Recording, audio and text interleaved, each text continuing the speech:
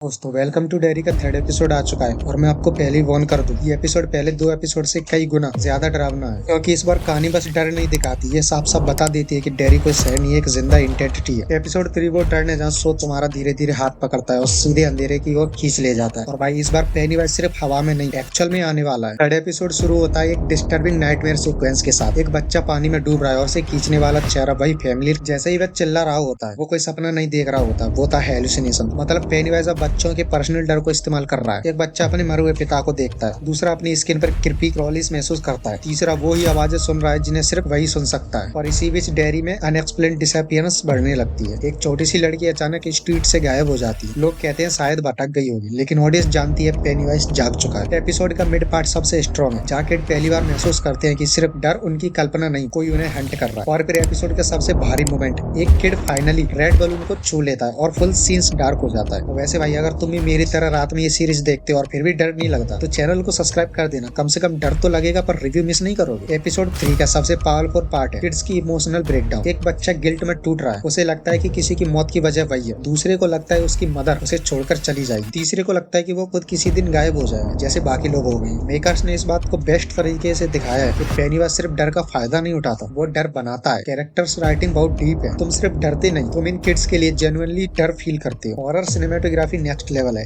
Episode 3 की cinematography पूरी series की अब तक की सबसे बड़ी खूबसूरत और भयानक है। Dark corner, slow zoom shots, water reflections, कभी कभी बैकग्राउंड में पेनीवाइज की झलक। मेकर्स ने pure Hollywood style psychological horror बनाया है। ये एपिसोड जंप स्केयर नहीं मारेगा, ये तुम्हारे दिमाग के पीछे बैठ जाएगा। एपिसोड 3 वह जगह है जहाँ पेनीवाइज की प्रेजेंस इनविजिबल हॉरर से विजुअल थ्रेड बन जाती है। एक सीन्स में बस उसका हाथ दिखाई देता है, एक में सिर्फ शैडो, एक में उसकी हंसी, और लास्ट 30 सेकंड में उसकी actual partial face reveal. OMG pure guaranteed goosebumps. तो भाई अब बात करते हैं एपिसोड 3 के पॉजिटिव्स की। मैं सच बता रहा हूँ, ये एपिसोड डर और इमोशनल वे दोनों को एक साथ लेकर चलता है। इसका सबसे बड़ा हाईलाइट है इसका एटमॉस्फेयर। ये वो हॉरर नहीं है जो तुम्हारे सामने हु करके कूदा है, ये वो डर है जो तुम्हारी गर्दन के पीछे सांस लेता हुआ महसूस होता है। स्लो कैमरा पोस्ट, पानी के नीचे आवाजें और वो रैंडम शैडोज, भाई ये सब मिलाकर तुम्हें अंदर से डिस्टर्ब करते हैं। सेकंड एपिसोड तक जो डर था स्टेबल था, लेकिन एपिसोड 3 में डर लिटरली तुम्हारे सीने पर बैठ जाता है। इस एपिसोड में बच्चों ने परफॉर्मेंस दी है ना, वो शो की जान है। उनका डर, उनका गिल्ट, उनकी रातों की नींद उड़ चुकी है और ऑडियंस को भी उनके साथ वही महसूस होता है। एक बच्चा अपने ब्रदर की मौत से टूट रहा है, एक अपने घर में सुरक्षित नहीं है, एक को लगता है कोई उसे हमेशा देख रहा है, और यही शो की सबसे बड़ी जीत है। अब असली बात, पेनीवाइज एपिसोड 3 में कम दिखाई देता है, लेकिन जो उसकी मौजूदगी इतनी तेज है कि जब भी कोई लाल गुब्बारा दिखता है तुम्हारी धड़कन खुद ब खुद बढ़ जाती है। एक जगह उसका हाथ दिखाई देता है, एक शॉट में उसकी शैडो। मेकर्स ने पेनीवाइज को स्लोली बिल्ड किया है और यही उसे और ज्यादा डरावना बनाता है। बैकग्राउंड म्यूजिक पूरी तरह एक जैम है, ये सब मिलाकर ऐसा माहौल बनाते कि कमरे में हल्की आवाज भी तुम्हें डरा देगी। इस एपिसोड का sound design literally harp horror carry बनता है। अब बात करते हैं स्टोरी लाइन की। अब लगता है कि राइटर्स के पास एक क्लियर रोड मैप है कि सीजन कहाँ जा रहा है। एपिसोड 3 में मिस्ट्री गहरी होती है, कैरेक्टर्स बेटर डिफाइन होते हैं और डेयरी का इतिहास धीरे धीरे खुलता हुआ दिखाई देता है। ये शो सिर्फ स्केयर नहीं करता, ये एक स्ट्रॉन्ग इमोशनल स्टोरी बिल्ड कर रहा है। और अब थर्ड एपिसोड की नेगेटिव पे भी नजर मार लेते हैं एक बार। एपिसोड 3 का पेसिंग स्ट्रॉन्ग है, लेकिन कुछ सीन्स इतने स्लो है कि लगता है बस चल रहा है,